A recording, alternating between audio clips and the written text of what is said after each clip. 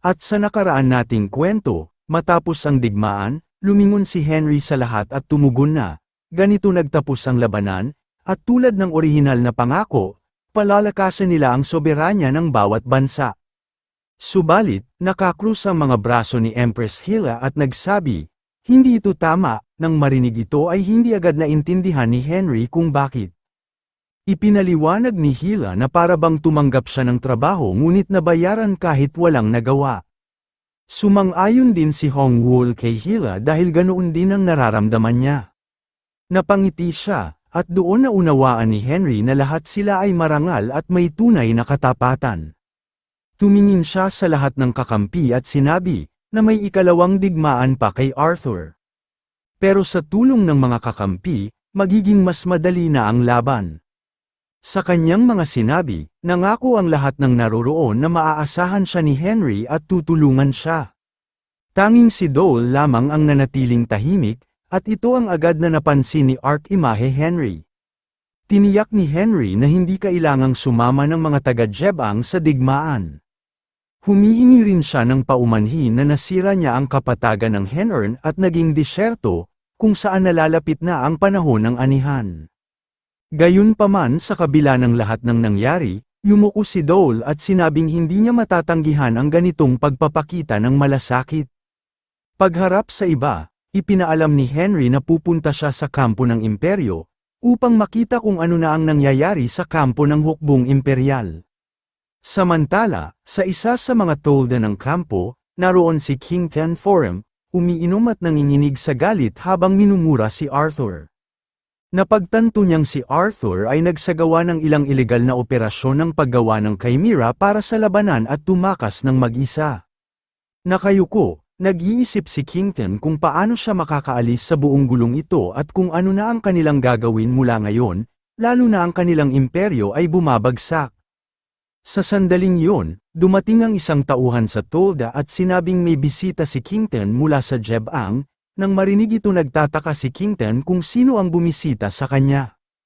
Pumasok si Henry sa tolda, at siya mismo ang naghatid ng utes sa tauhan, may ngiti at kumpiyansang tingin.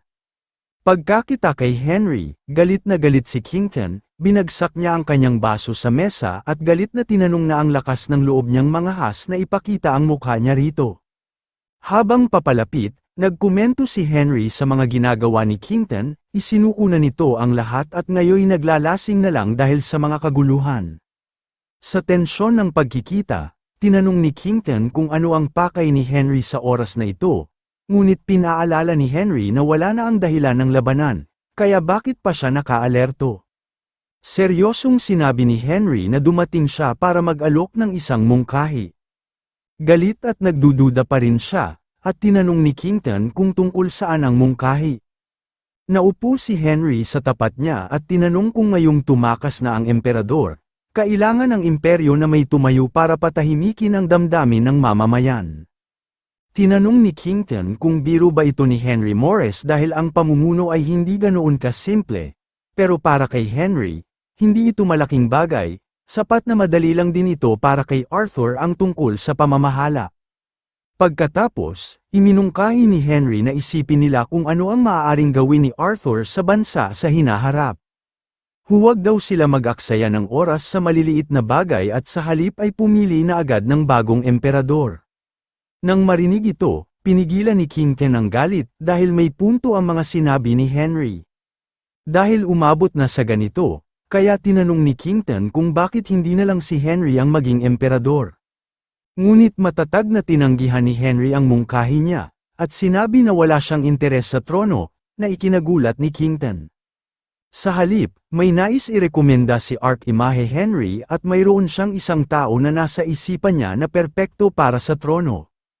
Kinaumagahan, pumunta siya sa mansyon ni Ten. Sinabi niya na bakante na ang trono ng imperyo ng Inya at gusto niyang si Ten ang pumalit bilang emperador. Tinanong niya ang opinyon ni Ten, ngunit sa sobrang pagkabigla, hindi siya makakilos, naninigas siya para bang naging yelo. Pagkatapos paganahin ang portal, sinabi ni Henry na tama ang pagkaintindi niya, na ang pananahimik ni Ten ay senyales ng pagsang-ayon nito. Ngunit sa loob-loob ni Ten kinakabahan na siya. at naiisip kung tatakbo na lang at huwag nang bumalik. Habang papalapit sa portal, hinihila siya ni Henry sa braso at sabay silang naglakad papasok. Nag-teleport sila sa silid-pulong ng Palasyong Imperial sa Highlander, kung saan naroon ang lahat ng makapangyarihang tao. Kabado man, binati ni Ten ang mga naroroon at ipinakilala ang sarili bilang may-ari ng 10 million gold arena, pero naalala rin niyang hindi na mahalaga iyon. Nang makita ito, hindi makapaniwala si Kington, at dismayadong tinanong si Henry kung siya ba talaga ang magiging susunod na emperador. Para kay Henry hindi siya naglalaro, at seryoso niyang tinanong kung ano ang problema, at imbes na magreklamo, sabihin na lang ni Kington ang dahilan sa harap niya. Habang sa tabi ay pawis na si Ten sa nervyos.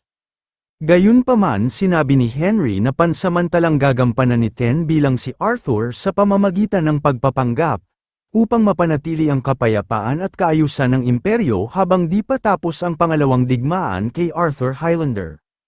Pagharap kay Ten, inalok ni Henry na simulan ng basahin ang talumpating inihanda niya, na agad sinunod ni Ten ang utos at binuksan ang scroll. Binasa ni Ten ito at sinabing, matapos ang labanan sa Jebang, kumalat ang tsismis sa kabisera pero siya bilang si Emperador Arthur ay maayos at pansamantalang nasa kanlungan. Nagtapos sa kapayapaan ang labanan, inatasan ang mga lungsod na buwagin ang mga pwesto para sa digmaan, at ibalik ang normal at mapayapang pamumuhay. Binawi na rin ang batas ukol sa pagbitay ng mga salamangkero, bagay na ikinatuwa ng lahat ng naroroon. Tinanong ni Henry sa lahat kung pwede na bang ilabas ito bilang opisyal na pahayag. Dapat daw ay mapatunayan na ang emperador at ang imperyo ay nasa maayos na kalagayan upang mapanatili ang kaayusan, pababain ang presyo ng bilihin, at pakalmeyin ang mga mamamayan. Ang lahat ng mga naroroon sa pulong ay sumang-ayon dito. Nang mapagdesisyonan na si Ten ang magiging emperador ng Inya, ang natitira na lang ay hanapin kung nasaan si Arthur. Pinaganya niya ang mahika at tinawag si Skal. Pagkalitaw ni Skal, tuwang-tuwa siya sa panibagong pagkakataong makita ang mundo ng mga tao. Matapos sagutin ang isang tanong tungkol sa kanyang buhay sa kabilang mundo, tinanong ni Skal kung bakit siya pinatawag. Ipinaliwanag ni Henry na kailangan niyang malaman ang kinaroroonan ni Arthur, na biglang nawala sa gitna ng labanan. Pagkatapos mag-isip sandali, sinabi ni Skal na kahit gusto niyang tulungan si Henry, hindi niya ito magagawa.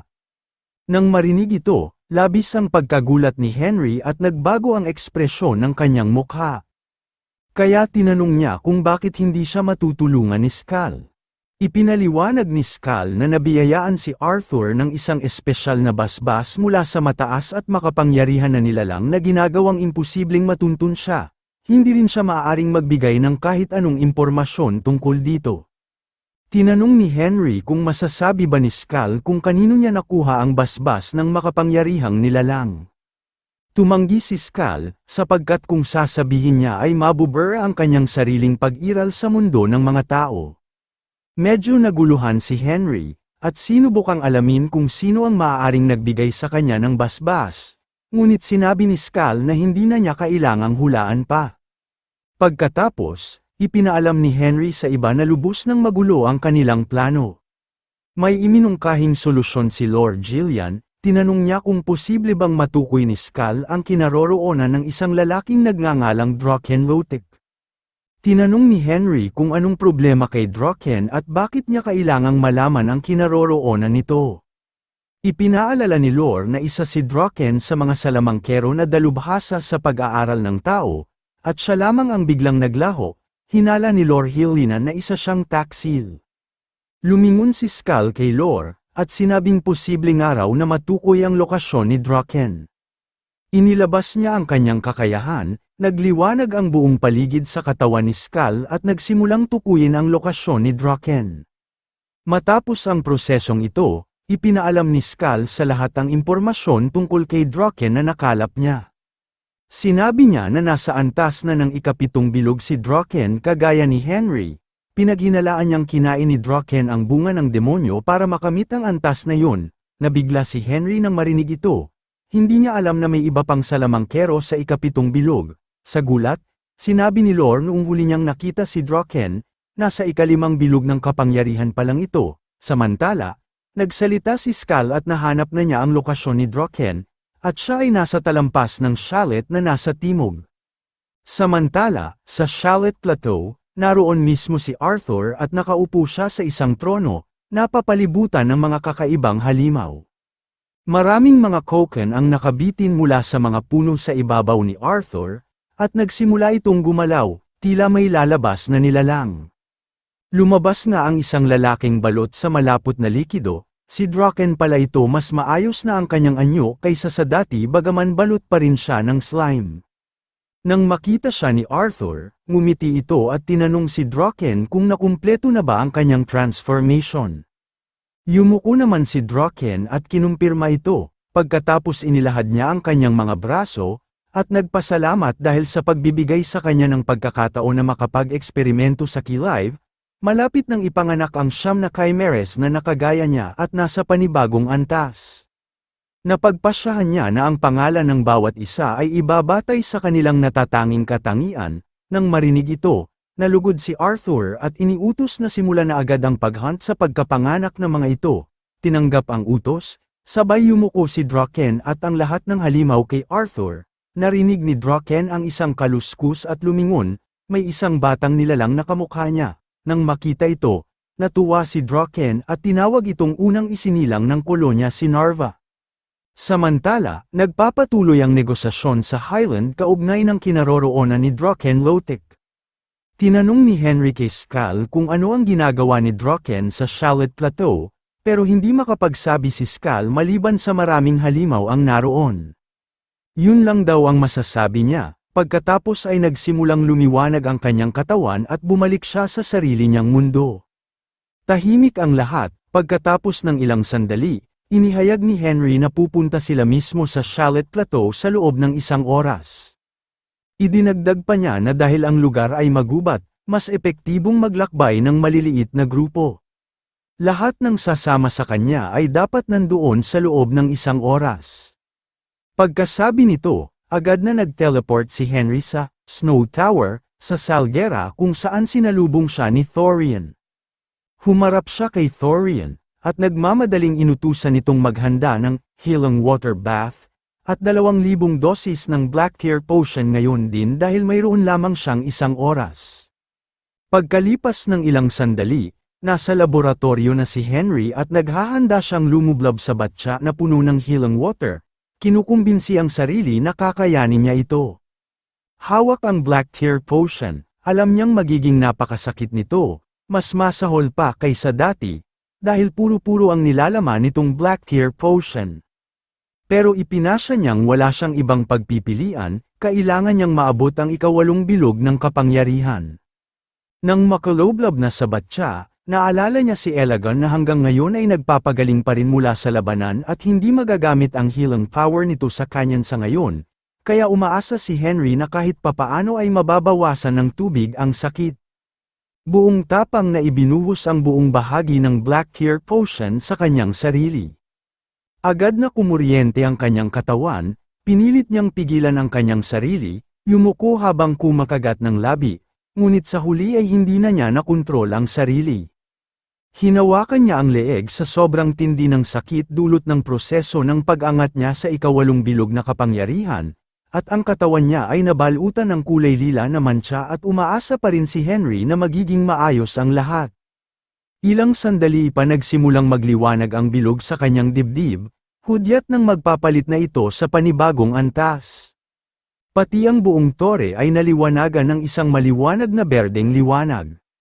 Ngunit sa kabila ng lahat ng sakit na tiniis niya, hindi pa rin niya nakuha ang 8 bilog ng kapangyarihan, at ang 1 oras ay nagamit na niya kaya panahon na para siya ay bumalik. Samantala, sa Ankelman, si Mayor Haz ay nakaupo sa kanyang balkonahe sa kanyang tahanan, umiinom ng tsaa at nagbabasa ng libro. Masaya siya na nagwakas ng mapayapa ang labanan nila kay Arthur. Nais niyang anyayahan sina Archimahe Henry at Sir Ban sa piging kapag hamupa na ang lahat. Kasabay nito, sa tarangkahan ng bayan ng Ankelman, nag-uusap ang mga bantay tungkol sa pinakabagong balita. Ikinwento ng isang bantay na bilang pagdiriwang ng pagtatapos ng labanan, binigyan ng bayad na bakasyon ang lahat ng sundalo. Nagulat ang isa niyang kasama dahil hindi niya ito alam.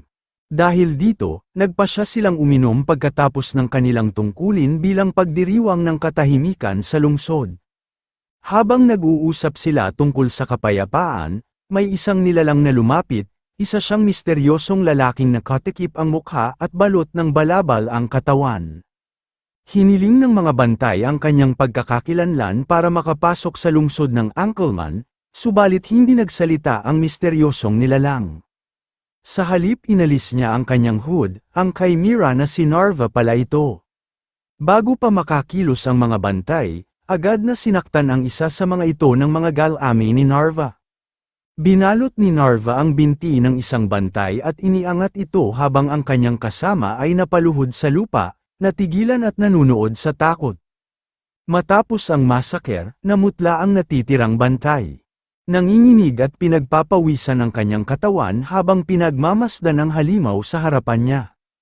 Si Narva ay nangakong pababayaan siyang mabuhay, pero kapalit nito, kailangan niyang sabihin sa pinakamahalagang tao na may bagong apostol na dumating, ipinadala mismo ng Diyos. Ngunit dahil sa matinding pagkataranta, walang maalala ang sentinel, kaya muling nagtanong, habang papalapit si Narva, napailing ito sa inis. Iniisip na hindi naintindihan ng sentinel ang kanyang mga salita, itinaas niya ang kanyang mga galami at inilapit ito sa sentinel na napasigaw sa sobrang sakit at hilakbot. Pagkatapos nito, iniutos ni Narva na dalhin ang pinakamataas na opisyal ng Angkelman, gaya ng kanilang plano, gusto niyang masunod ito ngayon din. Samantala, dumating na sina Henry at ilang kakampi sa Shallot Plateau, doon nila natuklasan na napakaraming halimaw sa paligid. Ngunit ni isa ay hindi gumalaw sa kanilang pagdating. Nagtataka si Henry kung bakit ang lahat ng halimaw ay tila nakatayo lang at nakatingala. Kabilang sa mga leon na may sungay ang mga chimera na parabang nahipnotismo, nakatitig lamang sa kung anong bagay sa itaas. Sinabi ni Hera Ryan Khan sa lahat na tumingin sa langit, at doon naging malinaw na ang mga halimaw ay sumasamba kina Arthur at Draken na nakaupo sa mga trono sa gitna ng mga ulap. Sa pagtanaw sa kanilang mga mukha, napasigaw si Lord Gillian na alam niyang traidor si Draken. Sumabat naman si Arthur na mabilis talaga kumalat ang balita, hindi pa raw ganun katagal mula nang ipadala ang mga apostol. Hindi alam ni Henry kung aling mga apostol ang tinutukoy, kaya nagtanong siya tungkol doon. Sabi ni Arthur, marahil ay hindi pa raw nakikita ni Archmage Henry Morris ang regalo na ipinadala niya. Nagtanong si Henry, tensyonado, kung anong uri ng regalo ang tinutukoy, ngunit bigla na lamang naglaho sina Arthur at Draken sa anyo ng usok, gaya ng ginawa nila sa Imperial Hall. Sa huli, tiniyak ni Arthur na kung sasabihin niya ang tungkol sa regalo, mawawala ang sorpresa, at sinabi niya na magkikita pa raw sila ni Henry. Galit na galit si Henry at napasigaw sa pangalan ni Arthur, ngunit wala na siyang magawa, naglaho na ito. Ang lahat ng halimaw sa lambak ay sabay-sabay na lumingon at nakatutok na ngayon kina Henry at sa kanyang mga kasama, napilitan silang magsama-sama at ipagtanggol ang kanilang sarili. Samantala, sa Angkelman, lumabas si Mayor Haas upang salubungin si Narva, lumuhad siya at nakayuko ang ulo. Tinanong siya ni Narva kung siya nga ba ang may pinakamataas na ranggo sa lugar. Sa nanginginig na tinig na may labis na takot, kinumpirma ito ni Mayor Haas. Bigla namang inilabas ni Narva ang kanyang mga galame, at ipinulupot ito sa leeg ni Haas at iniangat siya. Natawa si Narva at nagpaalam, tanda ng kamatayan ni Mayor Haas. Ngunit may ibang plano si Mayor Haas, bago siya tuluyang mamatay. Inilabas niya ang isang summoning scroll na ibinigay sa kanya ni Ginoong Henry Morris at pinunit niya ito sa harap ni Narva. Sa parehong sandali, isang asul na liwanag ang lumitaw malapit kay Henry, senyales ng tawag mula sa Angkelman. Alam ni Henry na may kaguluhang nangyayari doon. Habang nakatutok siya sa scroll, may isang halimaw, isang leon na may sungay, ang lumundag papunta sa kanyang likuran. Agad na naramdaman nito ni Henry, kaya siya'y lumingon at pinakawalan ang Windfire spell, na agad na pumatay sa halimaw, at usok na lamang ang lumalabas mula sa bangkay nito. Matapos ang laban, tinanong ni Henry sa mga kasama niya kung yun na ba ang lahat ng halimaw. Pagkatapos panasan ng pawis sa mukha, sinabi ni Hera Ryan Khan na ang halimaw na napatay ni Henry ngayon lang ang huling natitira. Lumapit si Hera Ryan at ibinahagi na kamakailan ay nagtungo siya sa templo upang mag-alay, ngunit wala roon si Janus. Nabigla si Henry, kaya agad siyang lumingon at tinanong kung bakit ngayon niya lang ito sinabi. Ipinaliwanag ni Hera Ryan na ngayon lamang niya naramdaman ang banal na lakas ni Janus, ngunit nagmumula ito kay Arthur. Ibinaba niya ang ulo at sinabing si Janus ay isang madilim na Diyos na may mga kaugaliang mapaniil. Hindi niya alam kung paano, pero tila nakamit ni Arthur ang kapangyarihan ni Janus. Habang iniisip ito ni Henry, lumapit si Ban at hinawakan si Henry sa balikat. Ipinaalala niya ang tawag sa emergency ni Mayor Haas mula sa Ankleman. Matapos likhain ang portal, sinabi ni Henry na pag-uusapan na lang nila ang iba pang mga problema sa ibang pagkakataon. Napagpasyahan ni Hera Ryan na sumama sa kanila, at sumabay na rin si Van, dahil kung tungkol ito sa Ankleman, siya ay talagang sasama. Sa isang iglap, naroon na sina Archmage Henry Morris, Hera Ryan Khan, at Swordmaster Ban sa bayan ng Ankleman.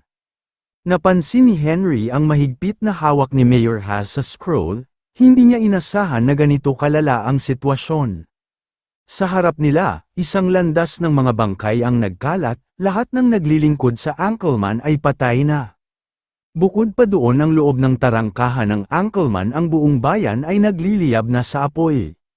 Nang makita ito agad tumakbo si Swordmaster Ban papunta sa bangkay ni Mayor Haas, itinaas ito at tinanong kung sino ang may gawa nito. Sa noo ni Mayor Haas, may nakasulat, magkikita tayo sa loob ng 1 buwan sa Lizark Hill.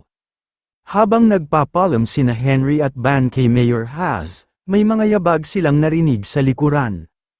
Isang grupo ng mga halimaw ang lumabas mula sa tarangkahan ng Ankleman, sumisigaw ng papuri sa dakilang Diyos na si Arthur.